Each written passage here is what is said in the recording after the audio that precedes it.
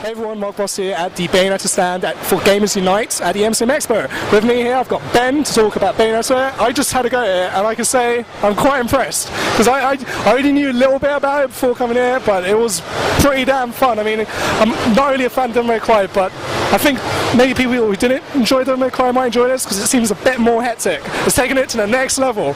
Well, this is it. I mean, it's not a term that we're coined, but in Japan, so it's like a climax action. So it really is like non-stop, all-out action. And you know, it looks pretty confusing on screen when you're not playing it, but as you were saying, when you do play it and you pick it up, you're in total control, and it's quite simple but really, really good fun. I mean, speaking of Japan as well, it has recently received quite high acclaim from Famitsu, the Japanese company magazine. It gave it 10 out of 10. That's pretty... 40 out of 40. 40 out of 40, which is the same sort of thing, but it's even more though because it's 40. But are you guys happy? You must be quite happy with that. Yeah, I mean, it's a good prelude of things to come. I'm guessing when it gets released over here.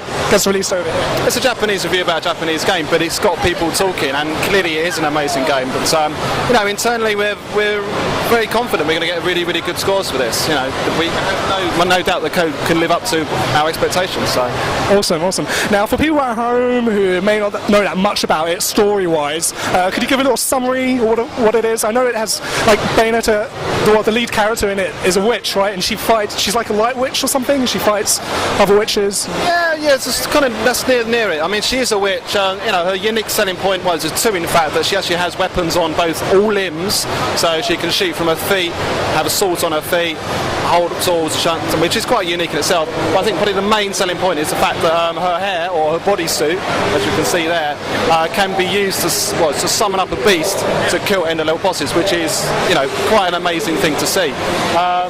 She was banished by her own kind, and then there was a war that's ensued by the angels upon the witches, so she's called out of banishment to help them out.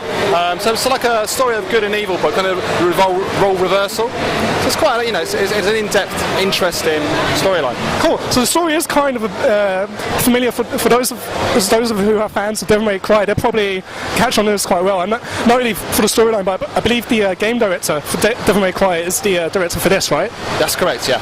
Awesome.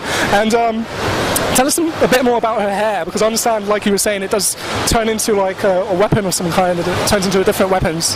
She had to wait. So.